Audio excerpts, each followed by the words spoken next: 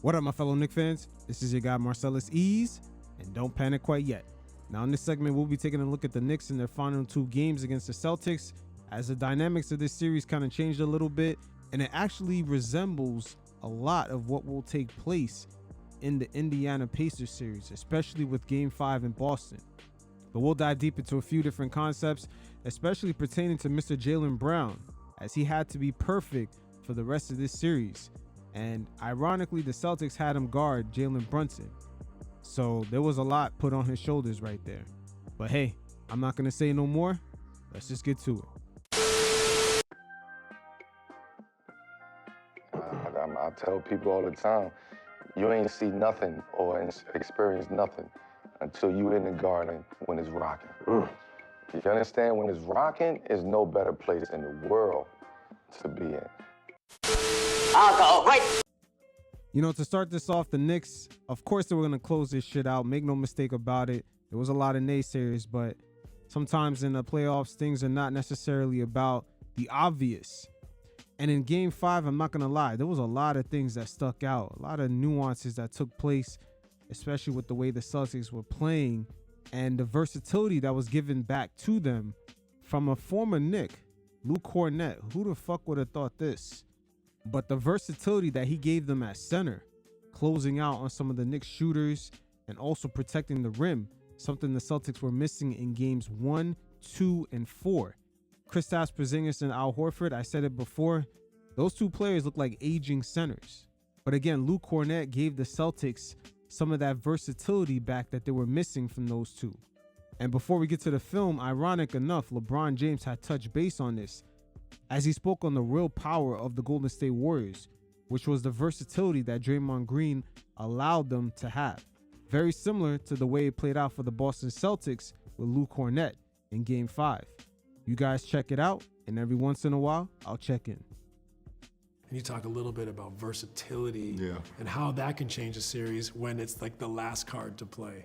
Yeah, and I think who've mastered that is over the last like 10 years is Golden State. And the main reason is because of Draymond Green.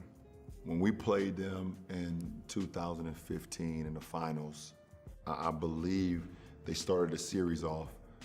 I believe it was either Bogut or David Lee was starting at the center. You know, and you know, obviously we was out without Kevin Love, and unfortunately Kyrie got hurt in overtime of Game 1. But we ended up going up 2-1. And because of Draymond and because of Iguodala and because of Sean Livingston, it gave them the dynamic. In Game 4, Draymond started at the 5, Iguodala started at the 4. We stayed pat with our lineup of, you know, Tristan and Timothy Mozgov, myself, J.R. Smith, and I believe Dellavedova, Matt Deli, and it changed the landscape of their team. Right. And it's still to this day, the versatility that Draymond allows Steve and that franchise to have, it makes them who they are. Steph is gonna do what Steph does, you know, and I think that's what the game of basketball is, to be able to have that versatility, to be able to have 6-7 guys that can play big or be able to switch out on guards, you know, having, you know, 6'5", 6'4", 6'8", 6'9" across the board, to be able to make you so versatile that you always keep the defense or keep the other team at bay. Because there's some teams that just won't change, or they don't have the versatility package to be able to do it. Right. You know, so that is huge. Yeah, they traditionally were happy to start with the center, but what they were saying at this point is we're going to play our last card. Yeah, we'll play our last card. Take that off the table. Draymond at 5. So immediately Mozgov has to guard the playmaker. Yeah. Draymond's the playmaker, and then defensively they can switch. Yeah. And now, okay, if you want to go to Mozgov in the post, they're not going to you in the post. Right. So they've now played that card. Played that card by playing it the entire game, their death lineup. And so now it's a blanking contest. Are you able to stick with it, or are you going to have to go to the point and I think they showed the league a lot. I mean, we did it obviously in Miami our second year when Spo was a genius to be able to move Bosh to the 5. You know, we played big early on with Joel Anthony and Chris Bosh, or Udonis Haslem and Chris Bosh. You know, and I think when Bosh went to the 5, it gave us some versatility as well. You know, being more athletic, being a lot longer, being able to open up the court a lot more. So CB could hit the three, the corner three. You know, and that's the game. That's the game, to be able to have those dynamics. I mean, you look at Boston. Boston won it, you know, by how versatile they are. You know, when they added Drew Holiday, it made them so much more dynamic. Right. Obviously, the growth of Jason and Jalen, you know, but they're going to be who they are. Yeah. But to be able to add a guy like Drew Holiday, who is basically a Swiss Army knife, you tell him, what do you need? What do you need, coach? All right, I got it. Yeah. And LeBron's right about that. Drew Holiday is a Swiss Army knife, but unfortunately, in this very series against the Knicks, Karl Anthony Towns has taken that away, especially when he's attacking the paint. He has really compromised some of that versatility. Towns is killing Al Horford, Drew Holiday, and even KP at times down low. No one can guard him, and Cat just being aggressive down low. You always see it in games 1, 2, and 4, and including games 6. When you see him be that aggressive down low, that's when you see the Knicks end up having such an advantage, because now with Tatum guarding him one-on-one, or even Drew, now the Knicks other players can cut to the hoop, get to the basket. It allows guys to actually close in on Cat. Now, you know, they have to double, he can kick out. That's one side of the Celtics versatility. But in games 5, you've seen Cat not be as aggressive going down low. So that was the first part of the versatility that the Celtics actually got back. Cat not being aggressive on the offensive end, attacking the hoop. And the second part is really coming in. Who would have fucking thought Lou Kornet comes in and actually provides enough paint protection and also is able to close out on the shooters so quick at the 3-point line? That's something that they did not get from Al Horford or KP in this series. You know, and that to be able to have those dynamics and have those players, you as a coaching staff, that's something that you dream of, to be able, because every series in the postseason is different. That's right. Okay, maybe we need to play bigger this postseason in this series. Okay, now this series requires to be more fast. Okay, now this need to be more physical. Now we need to really dial in and be able to have those cards. Yes. To be able to play, you know, Uno. I always got to draw 4 cards. Right. Always got it. Yeah. You know, you say Uno, I'm right here. I'm ready. As soon as you say Uno, I'm throwing this draw 4 down. That is the luxury. That's the luxury. And again, in game 5, we've seen the Celtics get a lot of that luxury back. And again, who would have fucking thought Lou Kornet was the one that really gave it to them? Here's a prime example of it right here. Kornet completely sagged off of Josh Hart. Completely sagged off of him, helping out with OG. And look at this closeout. That is something that they have not gotten from KP or Al Horford all series long. So he's showing a lot of versatility right here. Here's Kornet again to end the third quarter. He's going to show some versatility out here in the perimeter, guarding Josh Hart. Good contest right here. The second good contest. He gave the Knicks perimeter players issues all game long. And beyond just causing issues out in the perimeter, the spacing was an issue, because with him being in drop coverage against Josh Hart, it just caused a lot of issues with the spacing. See, there's nothing to come out of this. Knicks kind of had to rethink this exact scenario right here. The Knicks really had to rethink about doing pick and roll with Josh Hart. He's completely sagged off. He's not even worried about Josh Hart. Gets another block. He had 7 blocks in this game. You see, this is where Karl Anthony Towns comes in, because just like in the Detroit Pistons series, when he got more aggressive attacking the paint, he began to compromise their defense. And the same thing played out in game 6 with the Celtics. Check out Cat right here. Al Horford having issues all series long. Notice Kornet now. He has to help out.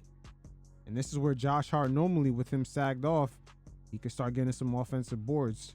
Same thing for OG. OG could actually pop out more. But things are going to start opening up. Just notice the position of Kornet now. And look at the Knicks offensive rebounders. Look who they have to go up against. Derek White. The Towns is able to knock this down, but you begin to see where Kornet gets compromised. And in game 5, with Cat not being as aggressive, it was basically open season for Kornet. Once again in game 6, with Karl Anthony Towns being aggressive right here, taking advantage of Jrue Holiday. And normally if Tatum was healthy, he'll be the one guarding Cat. See, Cat taking advantage of his matchup is going to compromise his defense. Check out Kornet now. Okay, everything opens up for the Knicks. Got multiple shooters. You got multiple options. Now jumping back to game 5, when the ball's not moving, the offense is a bit more stagnant. You got Kornet completely sagged off of Josh Hart, clogging up the lanes. There's nowhere for Brunson to go. There's nowhere for Cat to go. So this is something that Kornet did a lot of. And again, things had to be perfect for the Boston Celtics.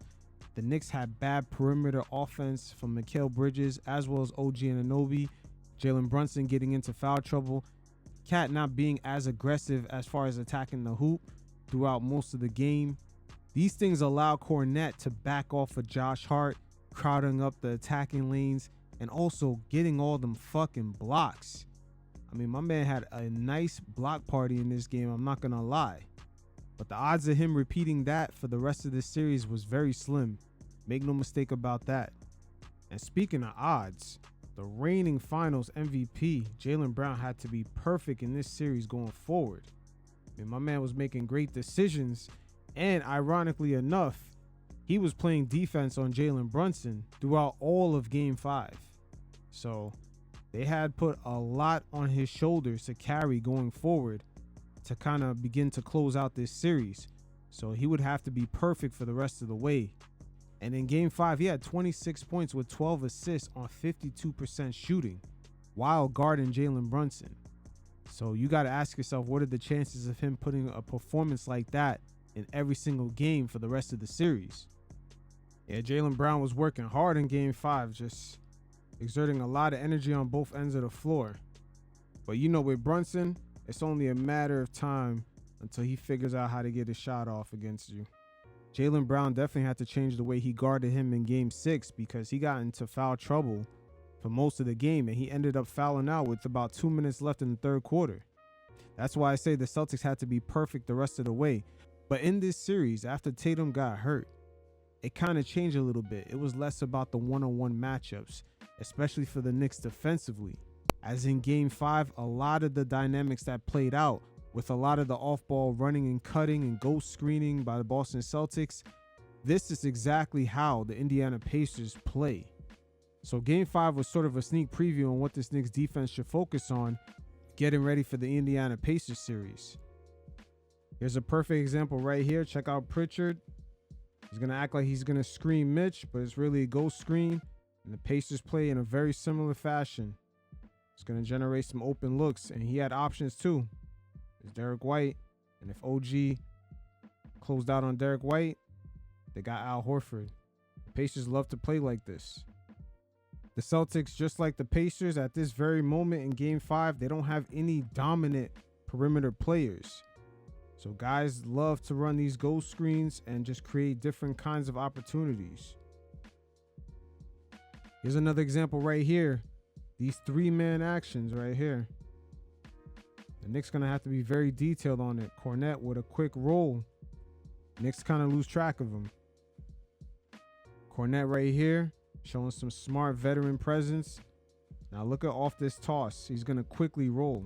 They did this a lot in this game. Create easy offense. That's some TJ McConnell shit right there. Again, these two teams don't necessarily have a crazy perimeter player who can create for themselves off the dribble. Tyrese Halliburton, he can make things happen. He's not necessarily one of these guys that's going to create something in tight spaces. He attacks very differently. It's more running off the catch, coming off of screens, but he doesn't necessarily like dribbling the ball in tight spaces. Again, game 5 was played in a very similar style that the Pacers love. And what's even more concerning about game 5 that relates to the Pacers series is the way the Knicks handled things with their transition defense. There was a lot of open threes. They gave up a lot of points. We know the Pacers love to run and gun. That's what they do. And in the regular season, especially in our first matchup, They killed us with that. And that's something that's going to have to be tightened up. And that's the beautiful thing about the NBA playoffs. Going from series to series, the play styles of these mini teams give each round a different look and feel. But when it comes to this year's Eastern Conference Championship games, I tell you what, if you look at that schedule, this is getting real interesting.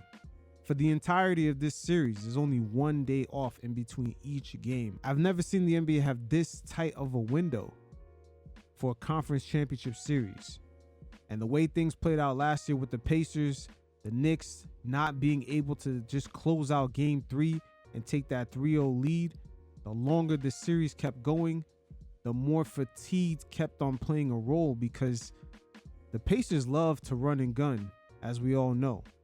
But ironically, Aaron Gordon of the Denver Nuggets actually spoke on this, as this team was eliminated after 7 games going up against the Thunder. But for the entirety of that series, they only had 1 day off until game 7. And for the Nuggets, because of the series they had before with the Clippers, they actually spent most of this year's playoffs only having 1 day off in between games, and that's including travel days. And he called out the league on it. You guys check it out.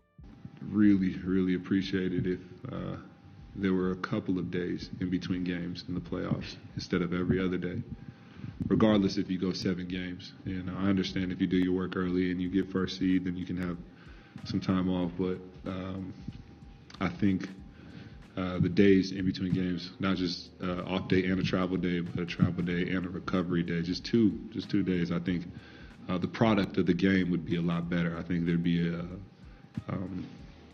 just a better product on the floor, just to give all these professional athletes just 1 more day of rest, and you would see a higher level of basketball, probably less blowouts. I know you and Michael are close. How have you guys leaned on each other this season? And obviously he's dealt with a lot of, he could use those extra days as well. Absolutely, man, absolutely. I think everybody could. I mean, you saw it around the league, like Steph with the hamstring, you know what I mean? JT, man, big respect to Jason Tatum, man. I hope he gets better quick. I mean, there's guys like Dame, there's guys all around the league that are just like, suffering just like fatigue-based injuries because the games are so closely stacked together. And yeah, it would just be nice for just 1 or 2 more rest days throughout the offseason or throughout the postseason, just so we can come back fresh and compete. Because a lot of the times, it's the team that's most healthy, So it's not even the best team. It's the team that's most healthy. And I think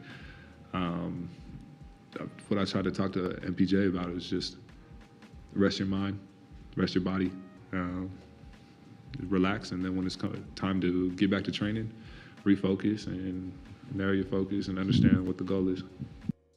I'm glad finally someone called it out. As you guys can see the upcoming schedule, we got a Sunday matchup, and if it goes all the way to game 6, it's a Saturday matchup. And just knowing how the league is like, they're gonna give the Knicks one of those noon or 3 p.m. games. So that hurt the team last year in the playoffs going up against the Pacers. Those early afternoon games on the weekends. That's when we started to see Josh Hart begin to break down. So with this year's conference finals being a day apart in between games, Thibs is going to have to continue to look to guys off the bench. We seen Money Mitch in the last series with the Celtics come through with the 1v1 defense, giving some of their top perimeter players issues. And Deuce McBride. Deuce really went under the radar. He came through with a lot of clutch shooting, some good perimeter defense, and Thibs may have to look more into, I don't want to say Cameron Payne, but guys like Precious Achiuwa on the defensive end. And by the way, it's going to be interesting to see how Money Mitch handles Miles Turner. But just, it's kind of going back to the Celtics series. The Knicks really handled themselves, man. Their defense really came through and continued to build from that Pistons series. And I got to say, no one really seen that coming. I mean, just beyond the Jason Tatum injury, they really can't use that as an excuse, as a lot of media members like to do. And make no mistake about it, with these media members, they will continue to doubt the Knicks. And New York City is very front facing. They can't just get into these arenas and expect to just come out and not interact with the fan base. So I'll just leave you with this. How do you feel about Boston losing? I don't give a fuck. Knicks is 6, pussy. Suck all that shit now. Suck all that shit now. What you gotta say?